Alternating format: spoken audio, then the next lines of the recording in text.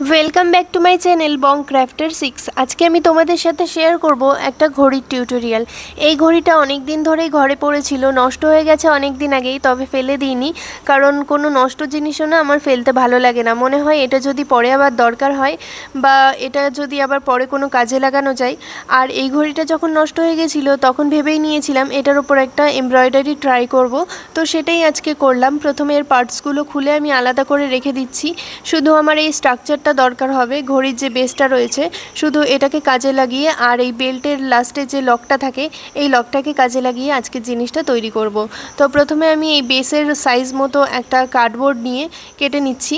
এই বেসটা যেরকম সাইজ আছে তার থেকে একটু সামান্য ছোট নিতে হবে, কারণ কাপড় দিয়ে যখন আমি এটাকে মুড়বো তখন এটা একটু মোটা হয়ে যাবে, তখন ওই বেসের মধ্যে ঢুকতে চাইবে না।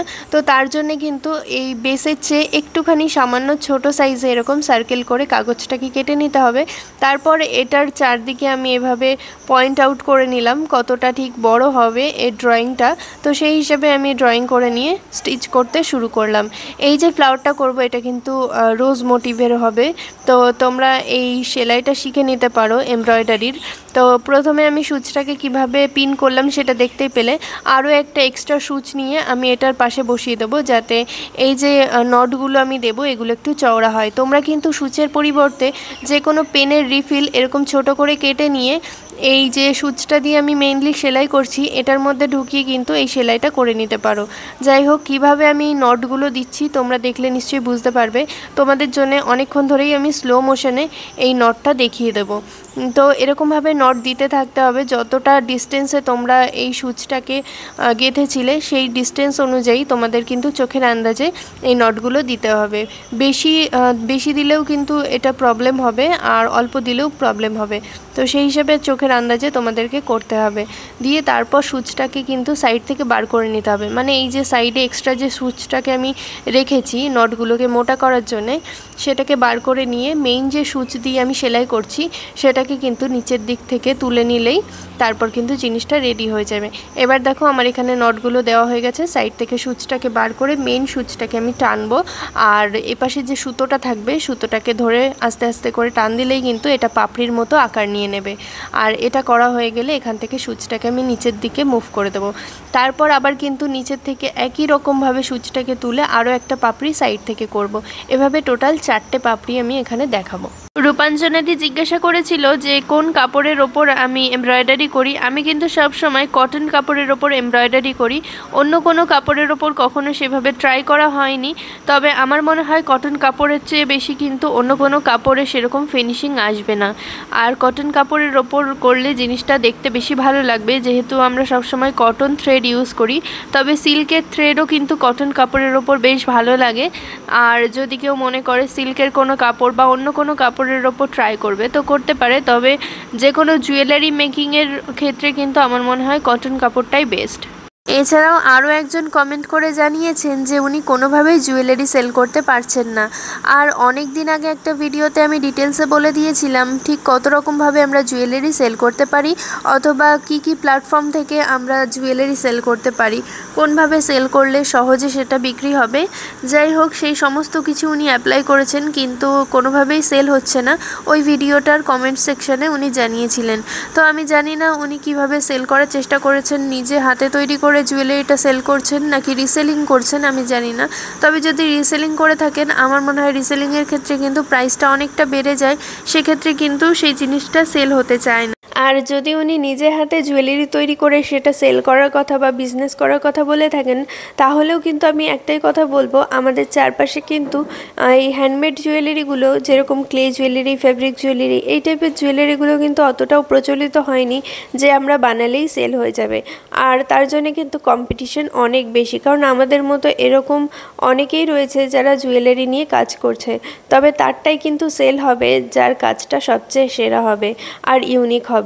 আর তার সাথে সাথে প্রাইসেরও কিন্তু একটা ব্যাপার রয়েছে, একটা হাই প্রাইস ফিক্সড করলে কিন্তু কখনোই জিনিসটা সেল হবে না। তো সমস্ত দিকে কিন্তু লক্ষ্য রাখতে হবে, এই ক্ষেত্রে ধৈর্যটা অবশ্যই রাখতে হবে আর সাথে সাথে নিজের কাজকে ইমপ্রুভ করতে হবে। আর সেলিংয়ের ওপর একটুখানি দক্ষতা বাড়াতে হবে, যেটা সময়ের সাথে সাথে হবে কাজ করতে করতে। তবে জিনিসের দাম এমন রাখতে হবে আর জিনিসের কোয়ালিটি এমন করতে হবে যেন সেটা দেখেই কাস্টমার নিতে আগ্রহী হয়। আর সবচেয়ে বড় কথা, আজকালকার দিনে কিন্তু অক্সিডাইজের যে জুয়েলারিগুলো হয়, সেটা গোল্ডেন হোক বা সিলভার অক্সিডাইজ যাই হোক না কেন, এগুলোর কিন্তু চাহিদা অনেক বেশি বেড়ে গেছে। কিন্তু হ্যান্ডমেড যে অক্সিডাইজগুলো আমরা প্রথম দিকে তৈরি করতাম, এখন কিন্তু ওই জিনিসগুলো খুব একটা চলে না, কারণ ওগুলো সেল করতে গেলে একটুখানি দাম পড়ে যায় বেশি। আর সেই জন্যই কিন্তু এখন যে রেডিমেড অক্সিডাইজ জুয়েলারিগুলো বেরিয়েছে, ওগুলোর কিন্তু সেলিং বেশি হয়। তো সেটা মাথায় রাখতে হবে, কোন জিনিসটা চলছে কোন জিনিসটা চলছে না, কীরকম জিনিস ট্রেন্ডিংয়ে চলছে, এই সমস্ত কিছু মাথায় রেখে কিন্তু কাজ করতে হবে। যাই হোক, এখানে কথা বলতে বলতে এমব্রয়ডারিটা প্রায় আমার কমপ্লিট হয়ে গেছে। এখানে আমি একটা গোলাপের কুড়ি তৈরি করতে চেয়েছিলাম, কিন্তু অতটা ভালো হয়নি। আর ড্রয়িংটা যেহেতু করে ফেলেছি আমি পেন দিয়ে, ওই জন্যে এখানে আমি কোনোরকমভাবে করে দিলাম কুড়িটা। আর এবার এটাকে আমি সেট করব ঘড়ির ডায়ালের যে স্ট্রাকচারটা ছিল সেই স্ট্রাকচারের ওপর। তো এখানে আমি ব্যাক সাইডে সুতোটাকে গিট দিয়ে কেটে নেব, আর তারপর এটাকে খুলে কাপড়টাকে সাইজ মতো কেটে নেব। যে পয়েন্টগুলো আমি করেছিলাম ওই পয়েন্ট অনুযায়ী কেটে নিয়েছি। আর আমার চ্যানেলের ভিডিও যারা নতুন দেখছো বা প্রথমবার দেখছো, তারা কিন্তু আমার চ্যানেলটাকে সাবস্ক্রাইব করে পাশে থাকা বেল আইকনটা প্রেস করে দিও, তাহলে পরবর্তী ভিডিও নোটিফিকেশান তোমাদের কাছে সহজেই পৌঁছে যাবে। আর যারা অলরেডি আমার ভিডিও আগে দেখেছো কিন্তু সাবস্ক্রাইব করোনি, তারাও কিন্তু সাবস্ক্রাইব করে দিও। আর এই ভিডিওটা ভালো লাগলে একটা লাইক করে দিও, কমেন্ট করে জানিও এর পরের ভিডিওতে তোমরা কি দেখতে চাও। তোমরা নতুন নতুন আইডিয়া দিলে কিন্তু সেটার উপর ভিডিও তৈরি করতে আমার বেশ ভালো লাগে, তাই তোমরা কিন্তু অবশ্যই কমেন্ট বক্সে একটা আইডিয়া দিয়ে যেও। তো দেখো, এখানে আমি কিন্তু একটা কার্ডবোর্ড এরকম ঘড়ির বেল্টের মতো করে কেটে নিয়ে কাপড় দিয়ে এইভাবে মুড়ে দিচ্ছি। তারপর এটাকেই বেল্ট হিসেবে ইউজ করব। তো এটাকে আরও একটু সুন্দরভাবে সাজানোর জন্য এখানে আমি একটা লেস ব্যবহার করব। আর তোমরা কিন্তু জানাবে যে এই ভিডিওটা কেমন লাগলো, আর একটা লাইকও করে দিও। তোমাদের এক একটা লাইক আর কমেন্ট কিন্তু অনেকটা উৎসাহিত করে পরবর্তী ভিডিও তৈরি করার জন্য। প্রথমে আমি এই যে বেল্টগুলো বানিয়েছিলাম, এটা এর মধ্যে ঢুকতে চাইছিল না, অনেকটা মোটা হয়ে গেছিলো, তাই সাইড থেকে একটুখানি কেটে সরু করে দিয়েছিলাম। আর তারপর এর ওপর লেস বসিয়ে দিয়েছিলাম। লেস বসানোর সময় কিন্তু আমি ফেভিক্রিলের ফেব্রিক গ্লু ব্যবহার করেছি। ফেব্রিক গ্লু মানে হচ্ছে কাপড়ের ওপর যে গ্লুগুলো ব্যবহার করা হয়। আর এটা যেহেতু পুরোটাই আমি কাপড় দিয়ে করছি, লেস বা এই যে বেল্টের যে পার্টটা, এই দুটোই কিন্তু কাপড়ের তৈরি, তো ওই জন্যে আমি এখানে ফেব্রিক গ্লুটা ব্যবহার করেছি। তোমাদের কাছে অন্য কোনো গ্লু থাকলে তোমরা ব্যবহার করে দেখতে পারো, সেগুলো যদি কাজে না দেয় তোমরা ফেব্রিক গ্লু ব্যবহার করো। এখানে আমি এই লকটাকে আটকে নিলাম। এবার আমি এই সাইডের বেল্টটাতেও একই রকমভাবে কিন্তু লেস বসিয়ে নেব।